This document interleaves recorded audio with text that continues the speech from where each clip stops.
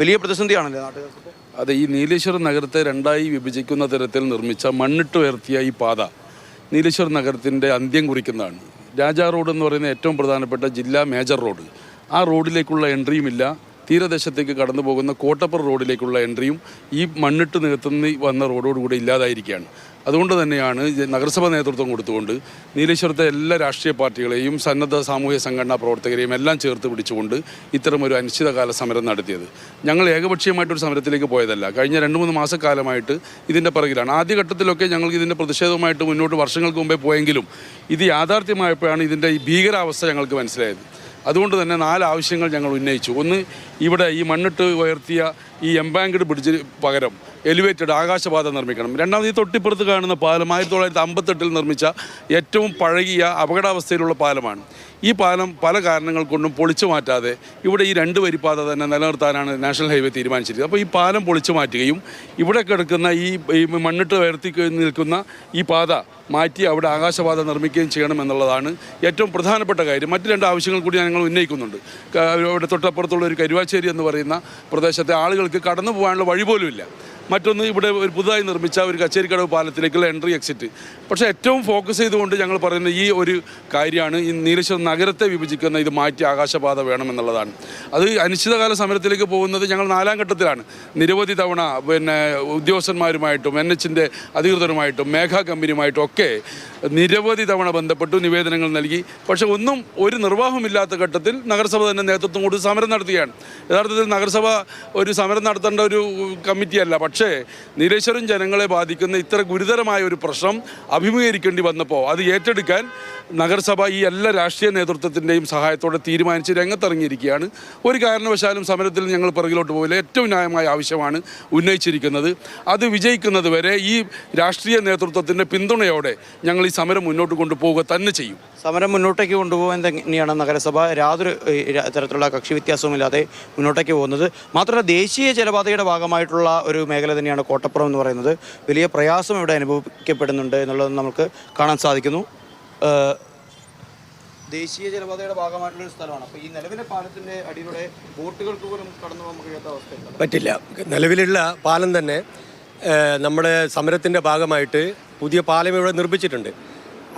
Inland navigation rule എന്ന് പറയുന്നത് അതിൻ്റെ വേലിയേറ്റ രേഖയിൽ നിന്ന് 5 മീറ്റർ ഉയരത്തിൽ മാത്രമേ പാലം നിർമ്മിക്കാൻ വേണ്ടി പാടുള്ള നിയമം നിലവിലുണ്ട്. അതിനെ ലംഘിച്ചുകൊണ്ടാണ് നിലവിലുള്ള പാലം നിലനിർത്താൻ NH അവിടെ ശ്രമിക്കുന്നത്. യാതൊരു കാരണവശാലും അത് അവിടെ നിലനിൽക്കുന്ന രീതി ഞങ്ങൾ ഒരു കാരണവശാലും അനുവദിക്കില്ല. കൊല്ലം, കൊച്ചി, കോട്ടപ്പുറം, നമ്പ്യാർക്കാൽ വരെ ദേശീയ ജലപാതയായിട്ട് അംഗീകരിച്ചിട്ടുണ്ട്. നമ്മുടെ ടൂറിസം ഹബ്ബാണ് നമ്മുടെ പടിഞ്ഞാറ് മേഖല. ആ ടൂറിസം ഹബ്ബിൽ നിന്ന് ഏകദേശം 65ഓളം ഹൗസ് ബോട്ടുകൾ അവിടെ സർവീസ് നടത്തുന്നു. ആ സർവീസ് നടത്തുന്ന ഹൗസ് ബോട്ടുകൾ നമ്പ്യാർക്കാൽ അണക്കെട്ട് വരെ സർവീസ് നടത്താൻ ആവശ്യമായ നടപടികൾ നാവിഗേഷൻ സ്വീകരിച്ചുകൊണ്ടിരിക്കുകയാണ്.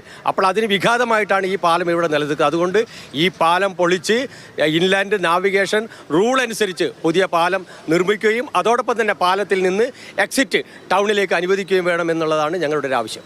അതുതന്നെയാണ് ശ്രീജ. ഒരേ സമയം മലയോരത്തിനും അതുപോലെ തന്നെ തീരദേശ മേഖലകൾക്കും ഒരുപോലെ എത്താൻ കഴിയുന്നൊരു നഗരം തന്നെയാണ് നീലേശ്വരം. അങ്ങനെയുള്ള ആളുകളുടെ വലിയ ഒരു ഗതാഗത സൗകര്യം തന്നെ പരിപൂർണമായി ഇല്ലാതാകുന്ന ഒരവസ്ഥ വരുന്നു. ശരിക്കും നാടിന് ടൂറിസം സാധ്യതകൾ പോലും ഇല്ലാതാവുകയാണ്. തീർച്ചയായും കഴിഞ്ഞ ദിവസം വേനൽക്കാല മഴ നിങ്ങൾ ശ്രദ്ധിച്ചിട്ടുണ്ടോയെന്ന് അറിയില്ല. നീലേശ്വരത്തിനെ ആകെ ഒരു പേടിപ്പിക്കുന്ന വിധത്തിലായിരുന്നു മഴയുടെ ആ ഒരു വെള്ളത്തിൻ്റെ ഈ ഹൈവേ നിർമ്മിച്ചതിന് ശേഷം, മണ്ണിട്ട പാത നിർമ്മിച്ച ശേഷം വന്ന സംഭവം നിങ്ങൾ ശ്രദ്ധിച്ചിട്ടുണ്ടോ എന്ന് എനിക്കറിയില്ല. തീർച്ചയായും നീലേശ്വരത്ത് വലിയൊരു ഭീഷണിയാണ്. ആ ഭീഷണി മാറ്റണമെങ്കിൽ എലിവേറ്റഡ് ബ്രിഡ്ജ് എന്നുള്ള ഒരു വസ്തു വന്നേ മതിയാവും.